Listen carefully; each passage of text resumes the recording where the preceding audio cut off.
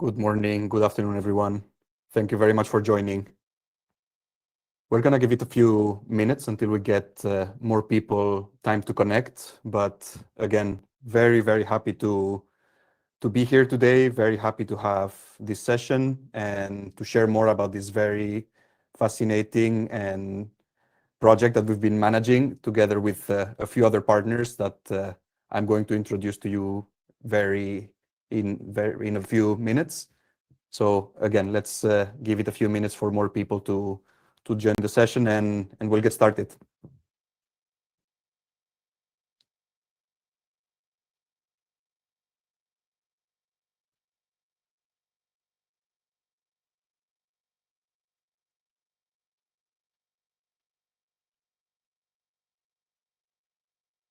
The people who are still slowly joining now, welcome. Thank you very much for joining. Again, good morning, good afternoon, wherever you are. And yeah, looking forward to having this 1-hour session with you, this webinar, where we're going to be talking about life-changing prosthetic for kids, and we'll have a fireside chat on innovation and compassionate care. So again, if we can give another couple of minutes to ensure more people join, we'll get started.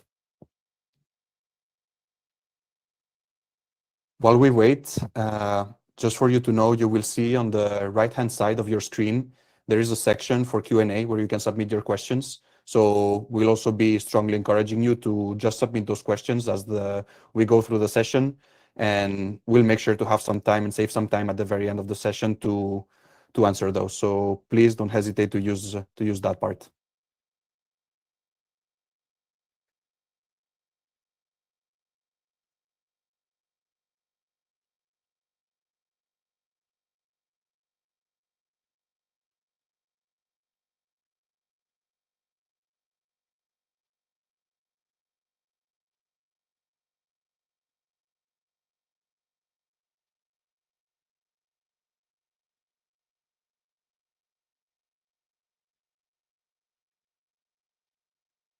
All right. Okay.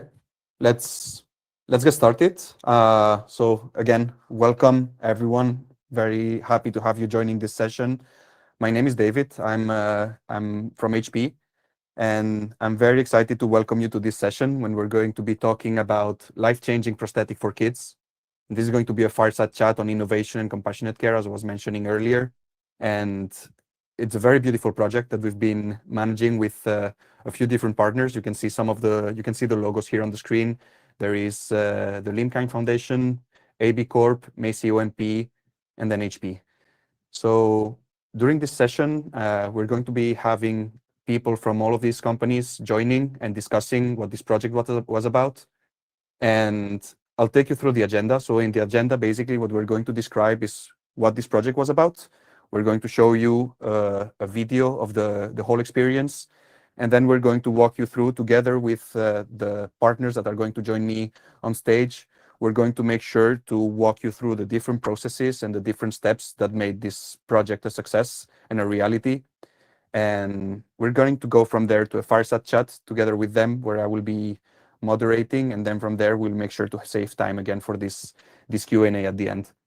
So without further delay, let me introduce our speakers and that I will welcome on stage with me. So here we have Neil joining from ABCorp. So Neil is the VP of 3D Solutions at ABCorp.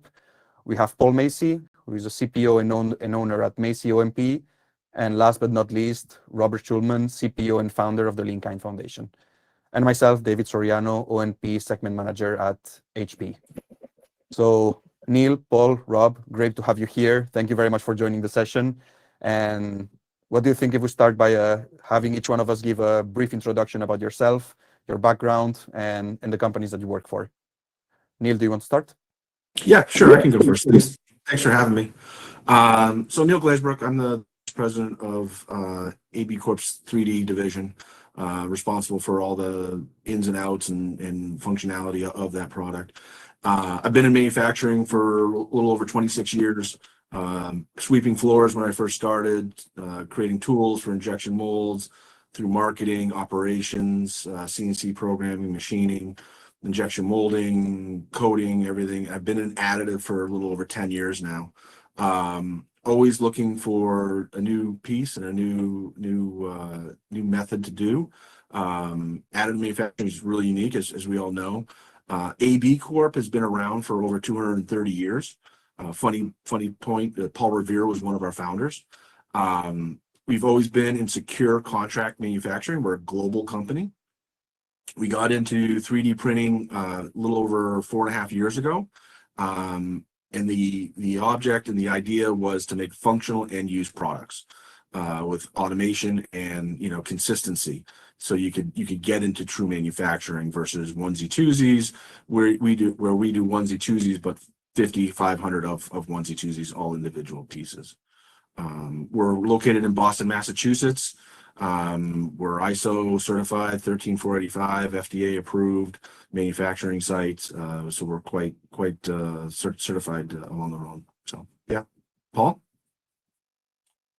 Thanks, Neil. So Paul Macy, as he said, I'm owner of Macy O&P, and I've been a certified prosthetist orthotist practicing in the field of prosthetics and orthotics for about 30 years. And prior to that, I was an engineer, so I have a very strong background in CAD and always sort of enjoyed that for many years. So when I started our company 8 years ago, we were heavily committed at that point to 3D printing, and that's what we've done. Got to know Neil years ago, and have been working with him to design and print prosthetic limbs and braces for years now. And that's really what we're doing. And then I was introduced to Rob and Duffy with LimbKind and asked to help, and was thrilled to get involved with this great project and the work that LimbKind is doing. So I'm the clinical end. I'm the guy kind of designing the stuff from the field and sending to Neil to print. So Rob. Great, thank you. My name is Rob Schulman. I am a certified prosthetist based out of New York. Working with people with limb loss is my passion in life.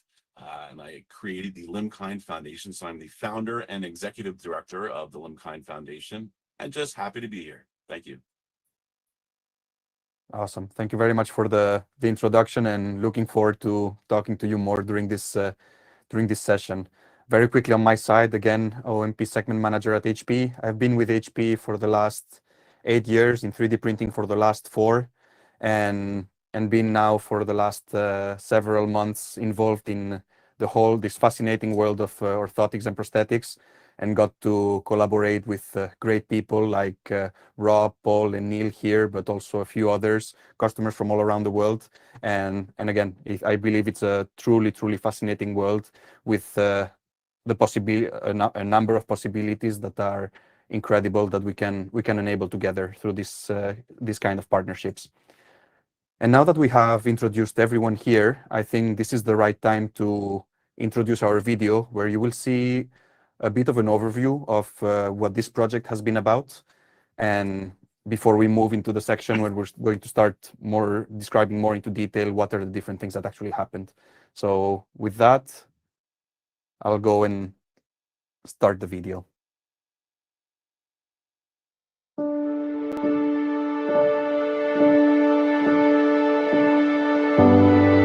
Around the world, thousands of children suffer from limb loss, many without access to prosthetic care, especially in developing countries. The LimbKind Foundation is transforming lives by providing prostheses through innovation and technology. Each year, expert teams travel to underserved regions, custom building over 50 prostheses for children at every location using traditional methods. In an exciting new initiative, the foundation partnered with HP Additive Manufacturing to explore 3D printing with HP's multi-jet fusion technology. In Kenya, 5 of the 53 prosthetic sockets provided were 3D printed, showcasing the future of accessible prosthetic care.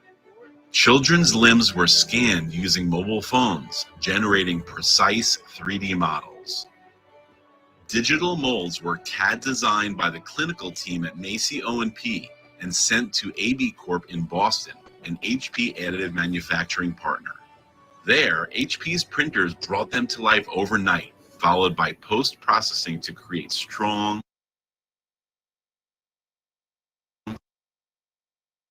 lightweight sockets. Each socket was tailored to the child's unique needs and lifestyle, ensuring a perfect personal fit. A dedicated Limkind volunteer hand-delivered the prostheses to Kenya, just in time for fitting day.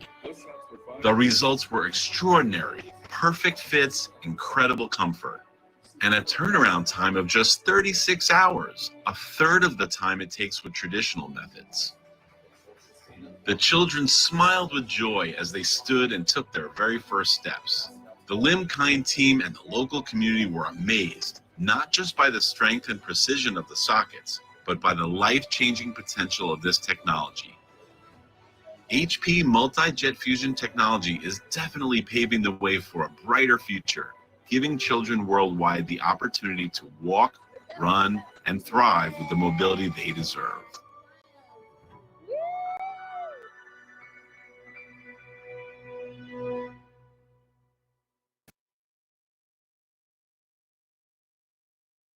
This is hopefully you have been moved by this video. Again, this is it's incredible the work that has been done by the different people that we have here on the call today. The Limkind Foundation, obviously, for being the ones leading the way, doing all of these things for these children, and then Paul and Neil to make sure we can enable this this pilot that we have done with these children in Kenya. So again, thank you so much to the three of you for making it possible. And now maybe Rob, it would be great to hear a bit more from you about the Limkind Foundation. What are you guys doing?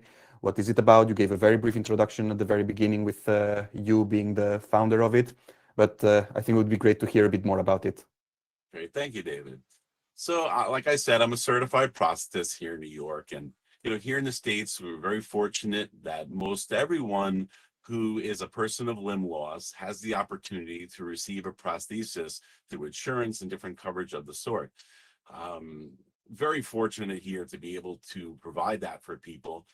But after the earthquake in 2010 in Haiti, I was offered the opportunity to go help out children with limb loss to children who have lost limbs due to the earthquake there. And I thought this would be a one-time thing to be able to offer my services and help out. And I went, and seeing the children, the hopelessness and the desperation of people who have absolutely nothing, people who truly don't even know where their next meal might come from, let alone a prosthesis, is something I wasn't prepared for. And there was just, I realized that this couldn't be a one-time thing.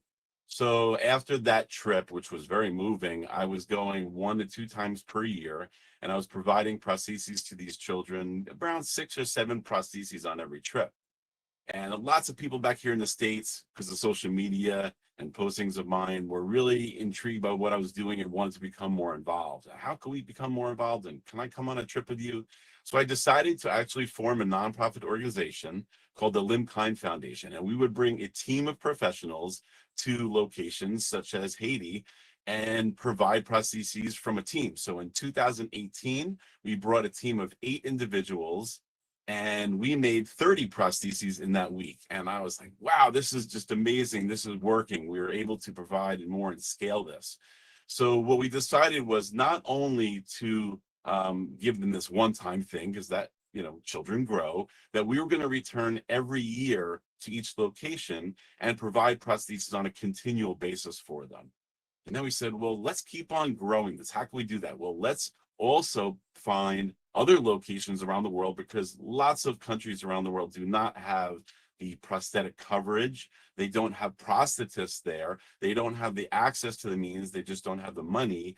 And they literally are hopping around utilizing crutches made out of branches and things of the sort, and not able to have a functional lifestyle if they're just hopping around or sitting at home with these children. So we started providing in different countries. To date, we've been to Haiti, Philippines, Ethiopia, Kenya, Sri Lanka, and Zambia. And we're continuing to add one location per year. So we provide about 40 to 60 prostheses on every trip when we return annually to these locations, if the location is safe enough to return. Like in Haiti right now, unfortunately, it's a very unsafe situation, so we're not able to bring a team there. But when allowed back, we're providing many prostheses utilizing this traditional fabrication style like you saw in the video. So it's been an amazing process, but I always knew my thought process is always, how can we scale this and how can we provide more prostheses to more children? And how can we also make it more self-sustainable so that not just for that 1 week when we come, but how can we get the locals providing more prostheses when they don't always have the means and the materials and the componentry to do so? So, seeing this digital workflow, I always knew it was going to involve something like that to be able to provide this type of a service.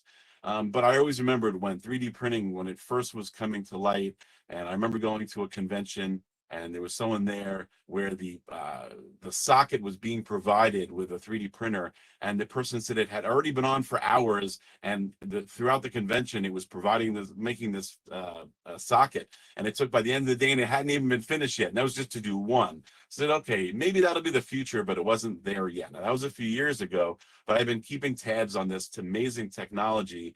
And over the past year or two, I've been really intrigued by some of the advancements, especially done by this multi-jet fusion printers by HP.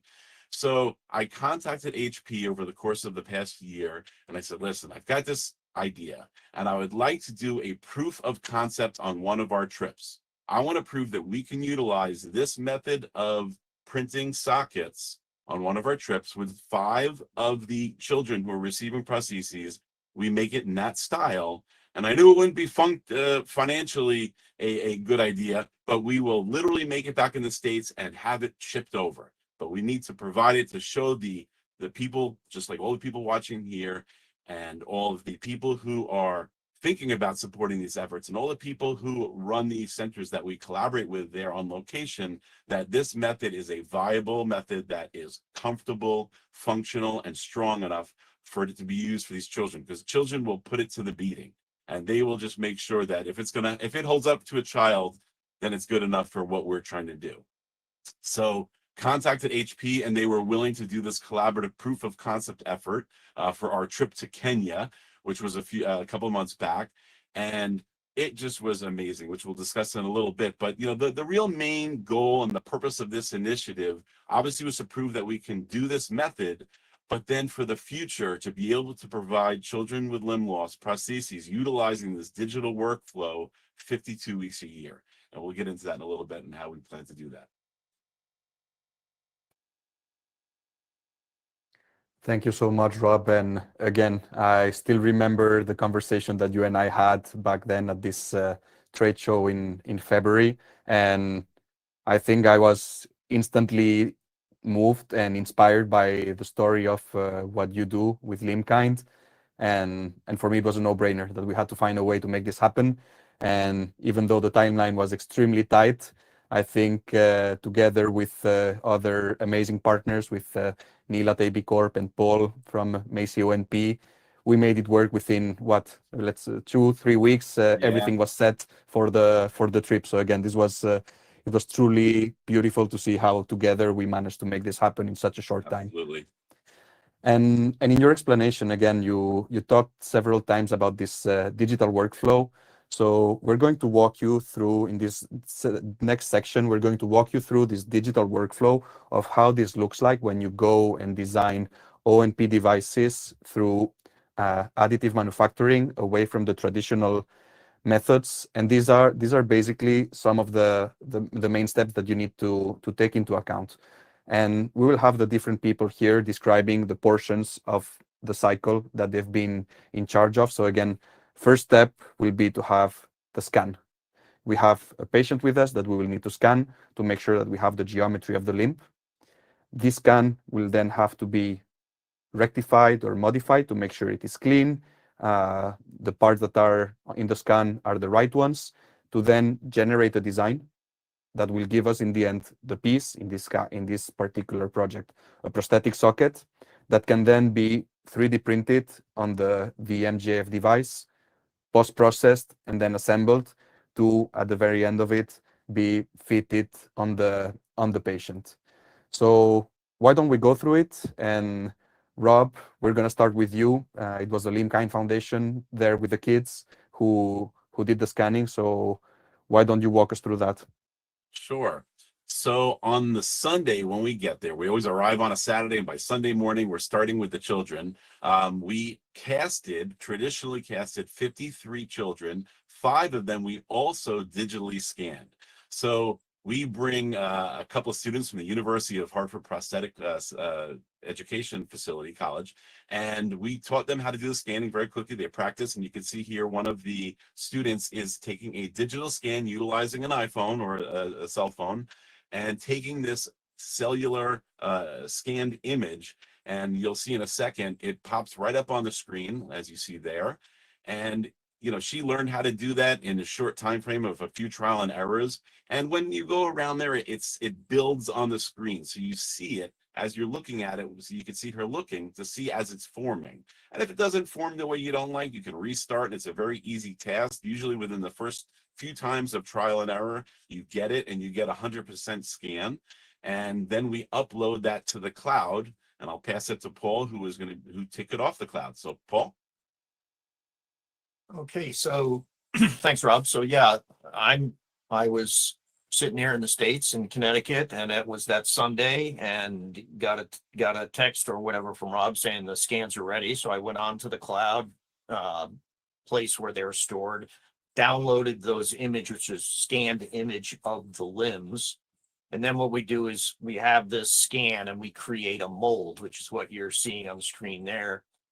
And then we modify the mold, meaning we apply all of our traditional skills to modify the mold the same way we would if it was plaster. And then from there, we have it fully designed. And there's some steps that go involved with this, including alignment and all of that. But basically, we offset the surface and bring in some features like the shuttle lock thing at the bottom that you see.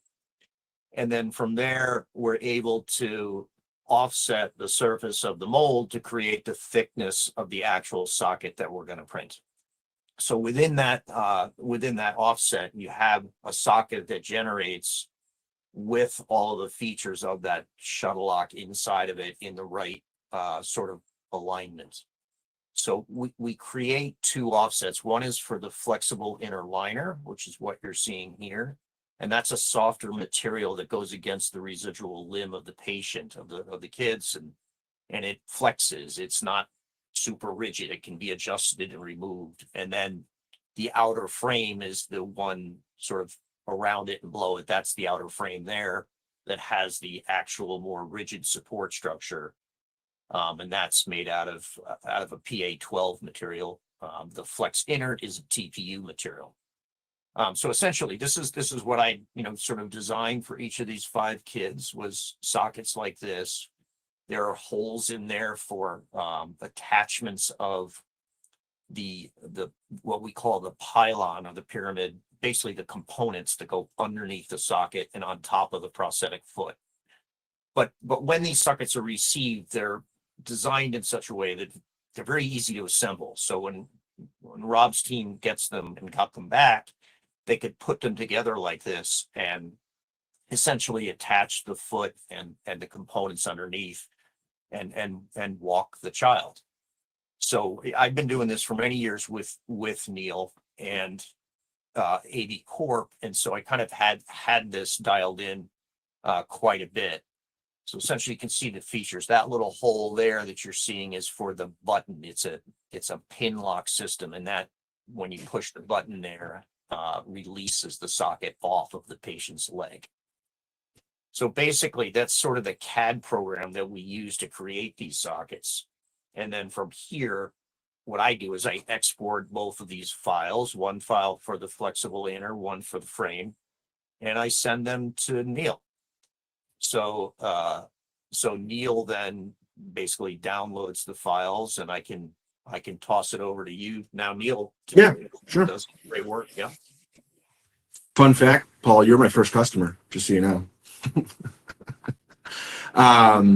Yeah, so what we do from a manufacturing standpoint, there's two components. Obviously, there's the frame and then the flex liner.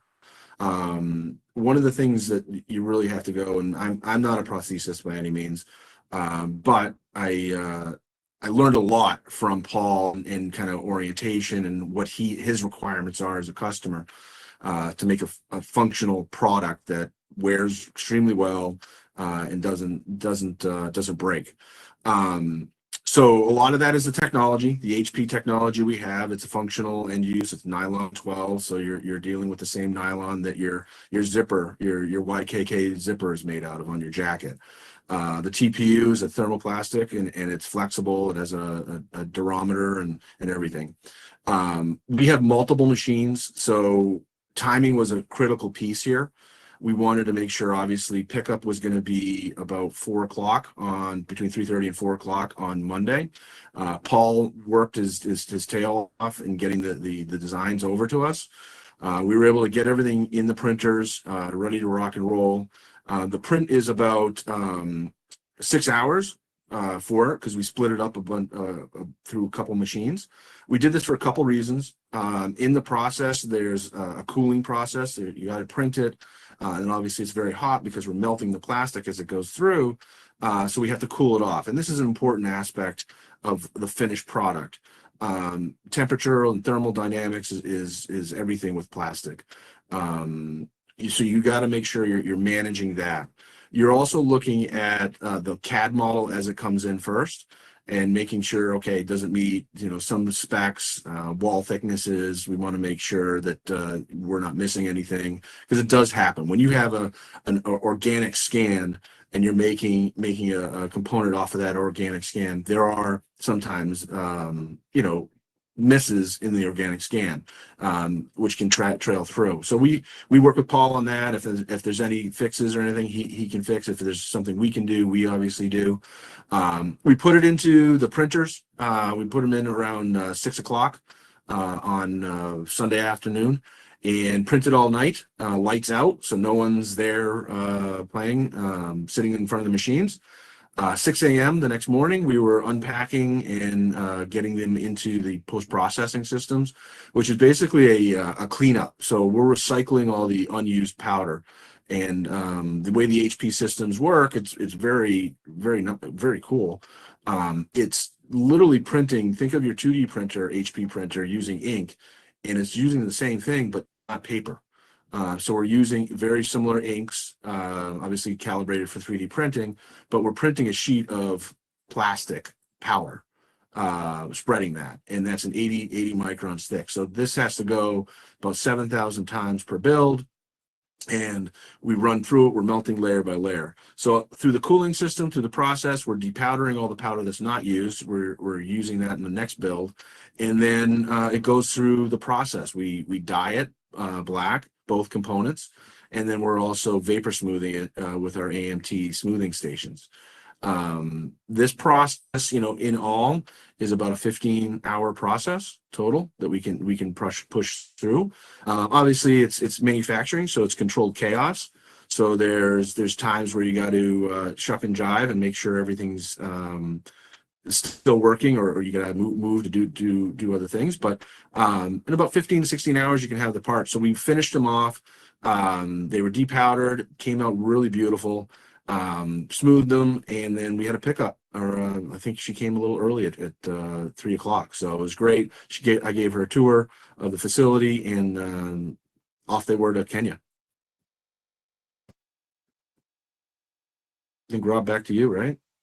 Yes, thank you. So yeah, we had Grace, who is a certified prosthetist from Boston.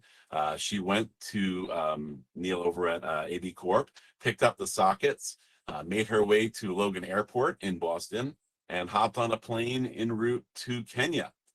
So she arrives in Kenya, and our location is in a very remote area, about 2.5, 3 hours away from the airport.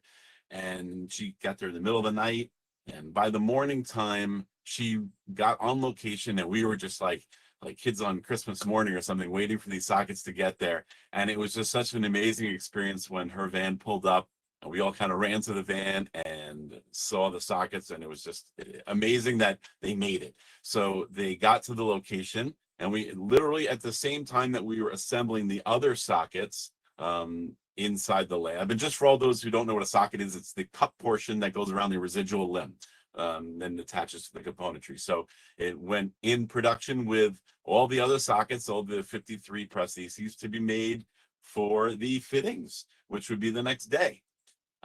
And as you see here, that next day, I'm not going to lie, I was a little nervous, and I'm always nervous for all the sockets, but this was new territory for me.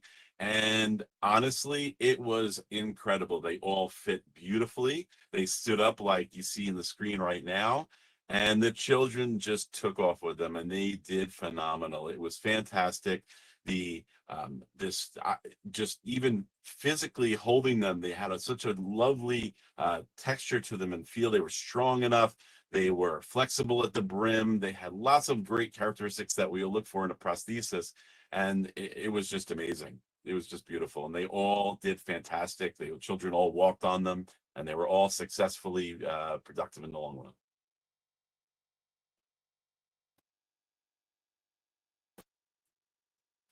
Awesome. Thank you very much, Rob, Paul, and Neil, for walking us through the process. And again, record time.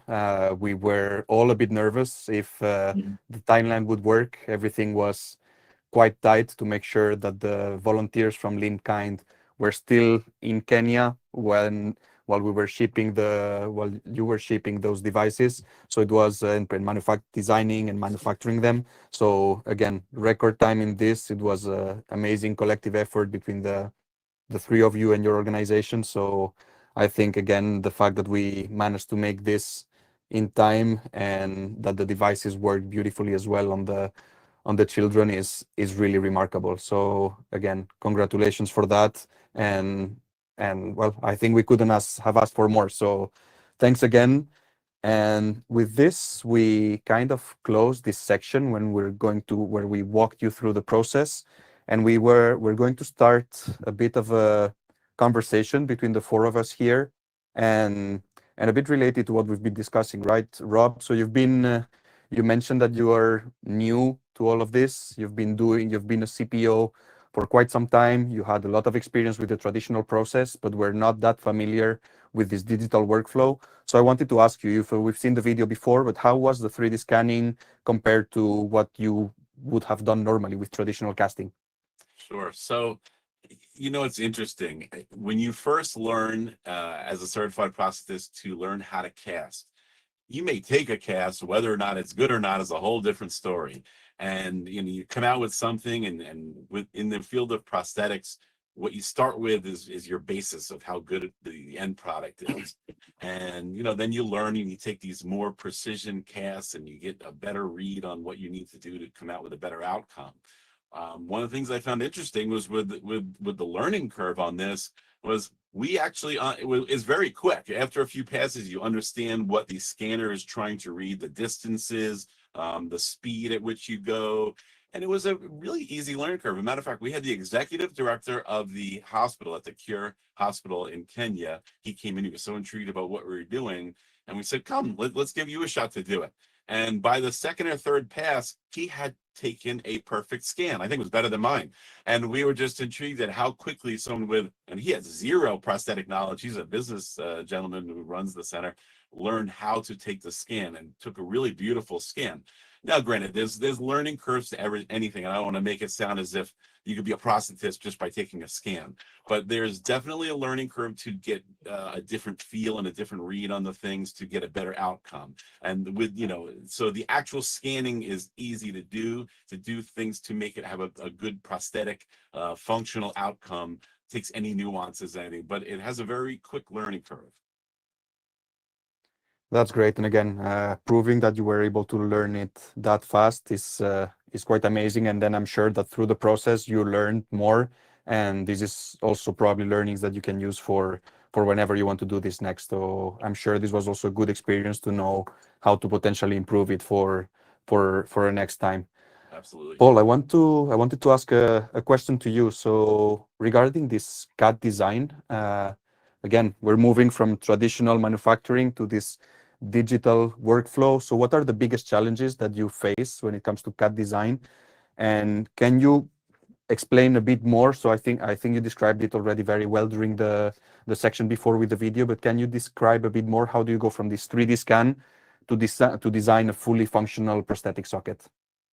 Sure. So one of the things that is involved in this process that I didn't talk about is the person on site is taking literal physical measurements of the limb, writing it down on a measurement sheet, along with comments and information which came with the scans. So I downloaded the scan, but I also had essentially a measurement sheet, a piece of paper that describes the patient, which is it's hugely important for me because I'm not in front of the patient to have that information so that I can translate that into the design that I'm doing. I mean, how else do I know if my sizings are correct and things like that?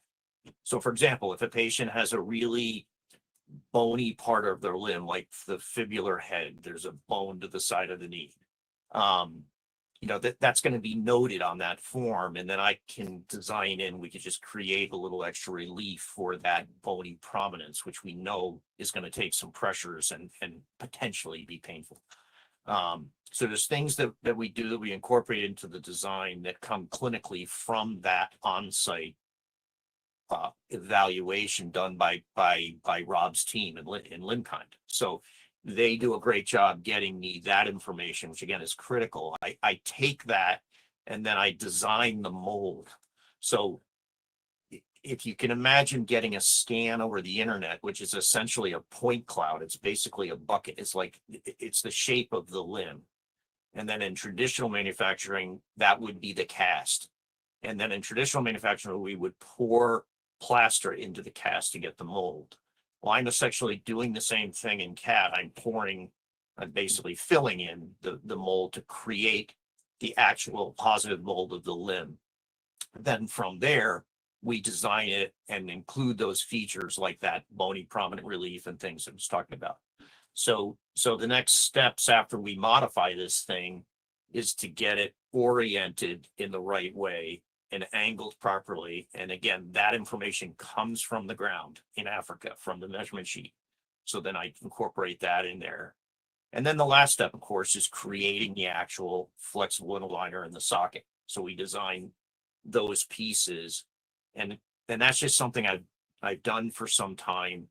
And understanding what Rob wanted and what his team was doing was important for me to try to duplicate, right? So I didn't want to create a design that was kind of way different than the conventional stuff that he was delivering. That was our goal. And we knew it would be the color black, which was different, but for the pilot program anyway, the shapes we tried to make the same with the same componentry and shuttle off.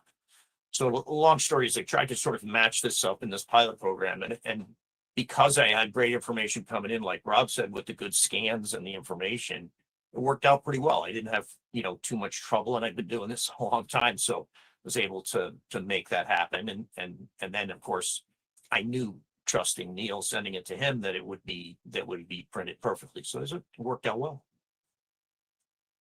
Awesome. And again, it's very impressive, the amount of knowledge to get to do that at the beginning and manage to get these beautiful devices that are functional but at the same time comfortable for the children in this case who are wearing them. So again, thank you very much for sharing a bit more about that.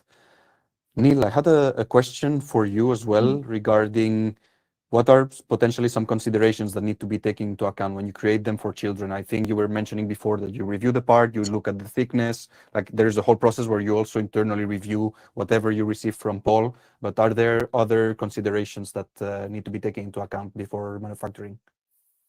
Yeah, I mean, you're taking consideration. I mean, timing was a big thing with this thing, right? We really needed to make sure we hit it. The CAD files that come from Paul are amazing. I mean, Paul, you do an amazing job. And a lot of that goes back to, Paul and I, we worked together years ago in understanding, the needs, what he needs to do, what I need to do. We take a lot into consideration on wall thickness, and then we also take a lot of consideration into orientation, how the part is situated. We love doing stuff for kids. This was a no-brainer in sense of joining this team and this initiative. So anytime we can do that, we do. You're really looking at thermal dynamics when you're working with the HP machines. So you got to cool it off, right? But you got to cool it off not quick, but not super slow. So angling and orientation is really important with the shells. The flex liners, they're a little easier to work with. The TPU material is very friendly, very forgiving. So we can do a lot with that in a speed format versus the PA12. You got to put some thought into it, because if you're looking at down by the knee, the knuckle, there's a lot more material there than the thinner walls that go up the side of the leg, right? And that's what you're really looking at, whether it's child's or an adult, same thing. So.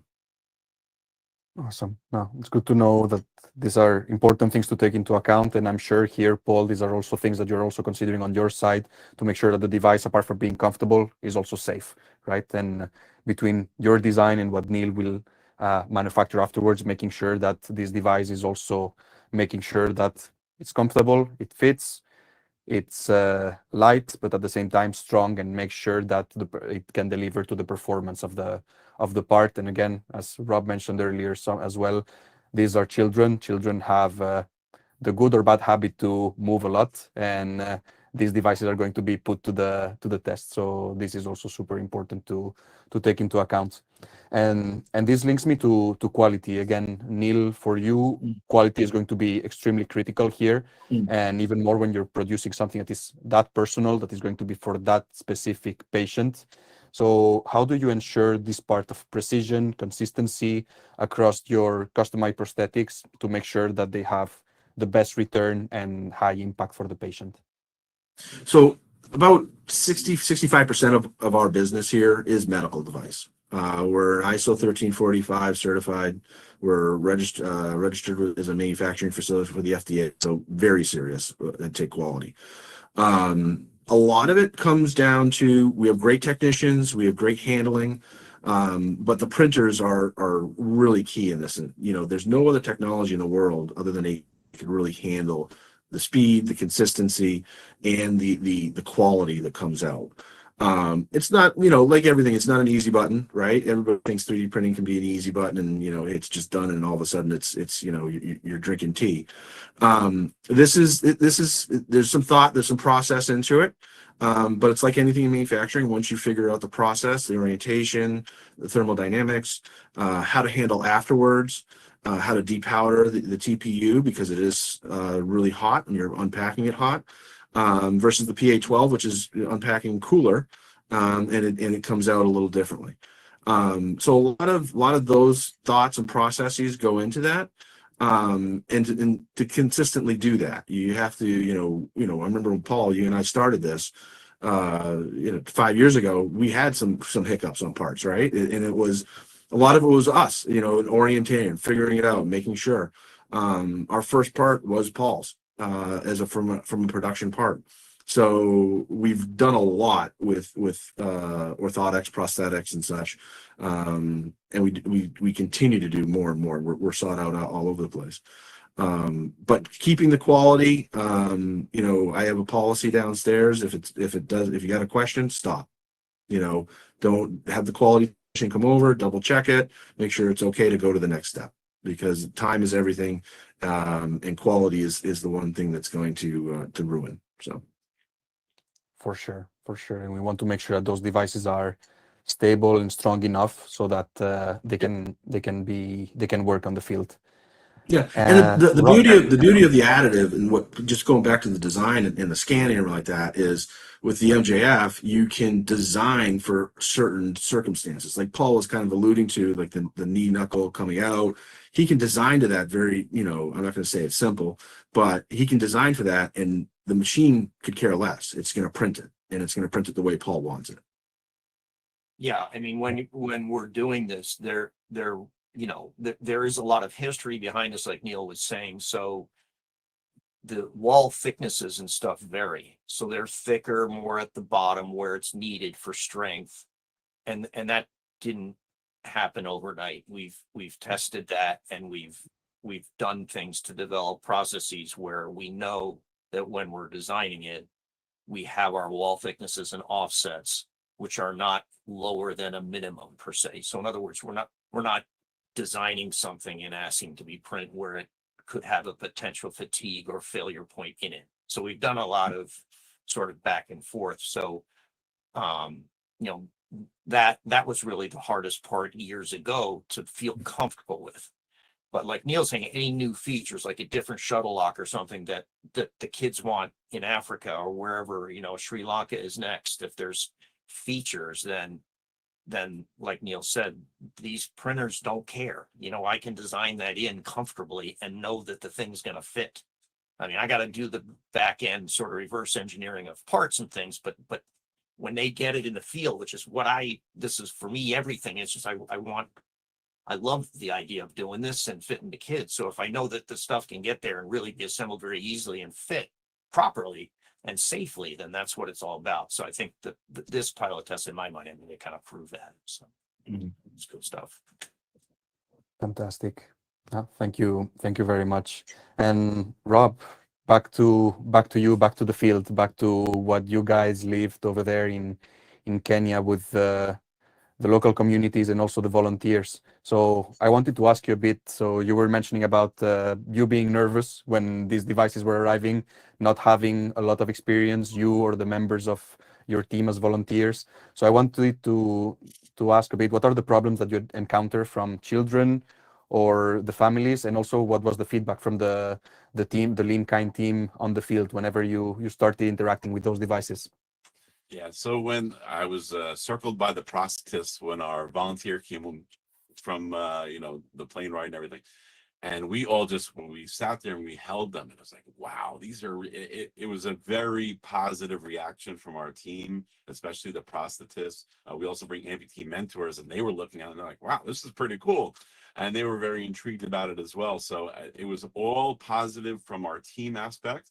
And as far as the children, their families, it was mostly a very positive experience. The only thing that we had a little bit of an issue with, as stated earlier, we had chosen jet black, almost like the color of the border of the screen, for the color of the sockets. Now, here in the United States, we're very used to like the carbon graphite look, and a lot of people love the high-tech black look of the socket.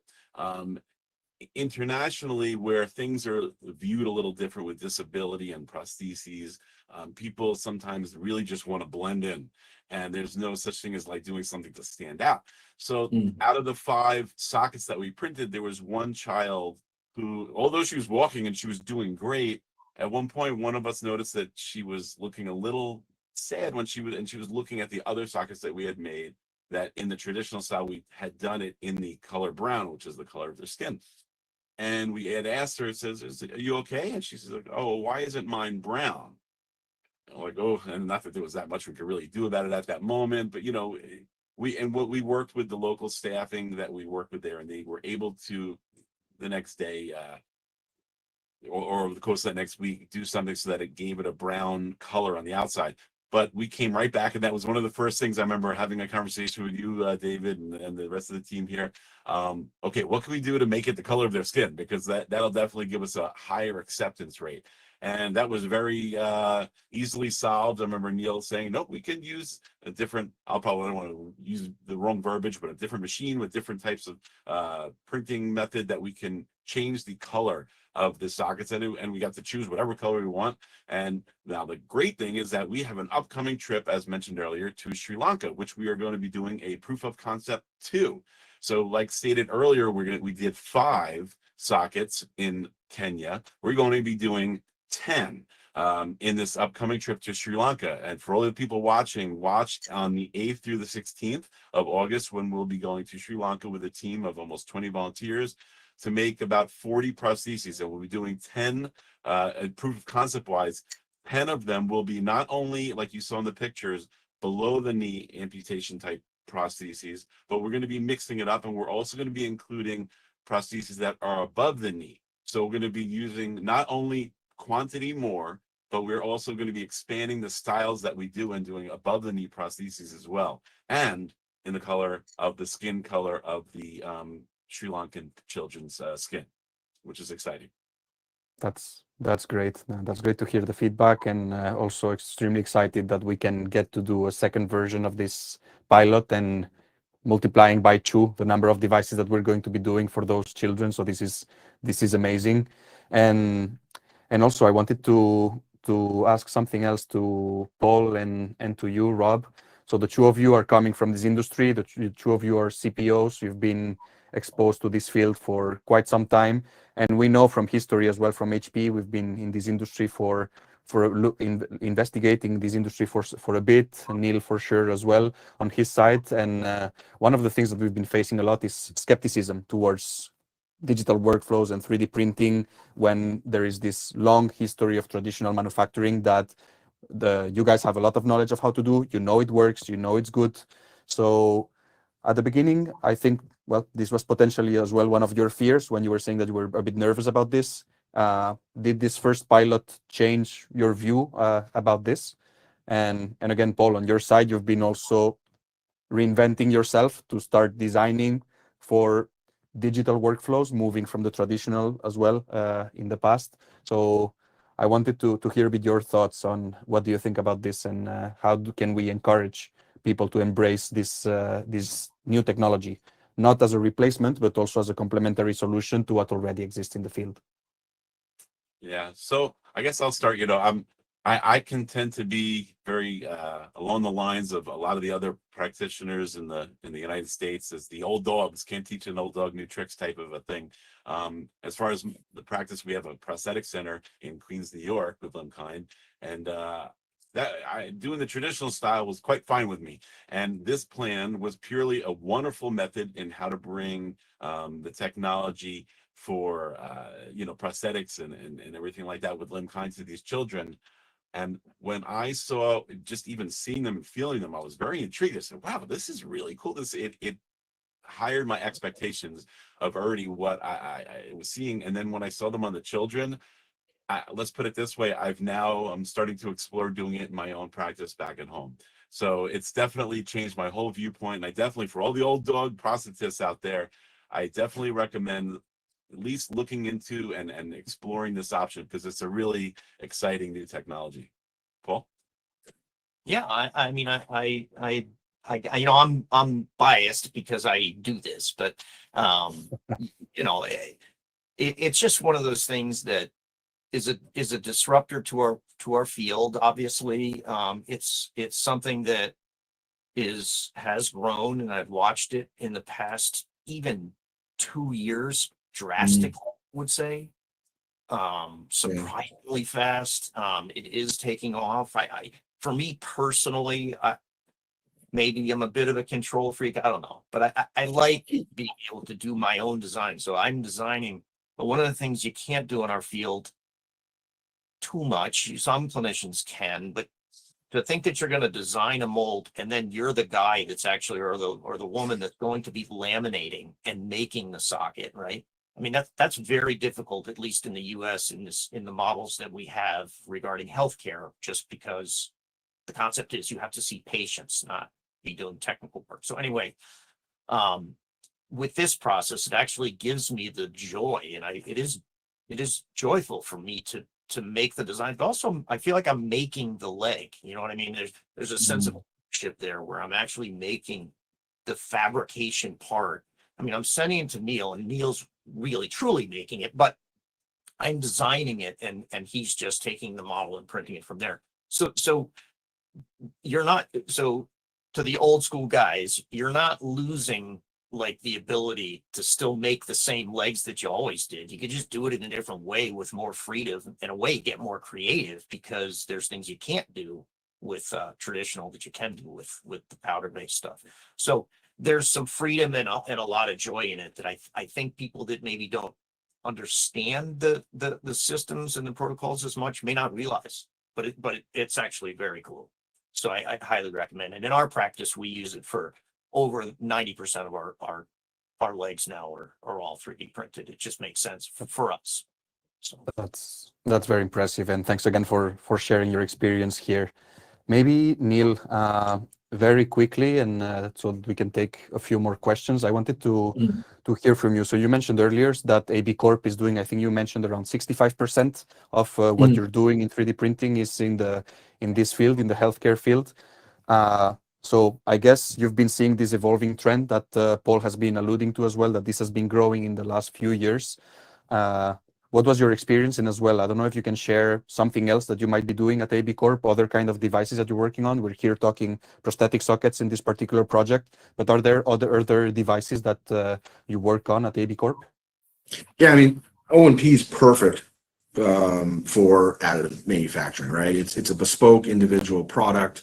The machine doesn't work harder or less harder on the part. So we're doing all sorts of things. I mean, we're doing skeleton frames, exoskeleton frames for stroke victims as medical devices. We're doing cranial helmets. We're doing safety helmets. We're doing AFOs, liners and pads. It's not, the frames is where it all started, with Paul, but you can see a lot of people, and Paul's stretched out into different things, which is amazing. So we're doing a ton of things. I mean, when it first started out, we were probably doing maybe 3 to 10, prostheses a month. Now we're doing well into the 750 to 1,000 parts per month. All different materials from PA11, PA12 to full color to TPU.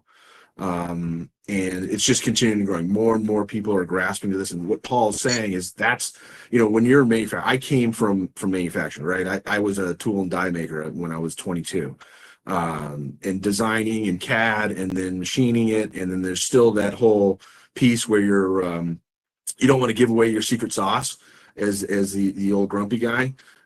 For a part that you're doing in the job shop, right? So same thing, but the CAD really takes away that, and it really, that's where the artistry comes. That's where the skill comes.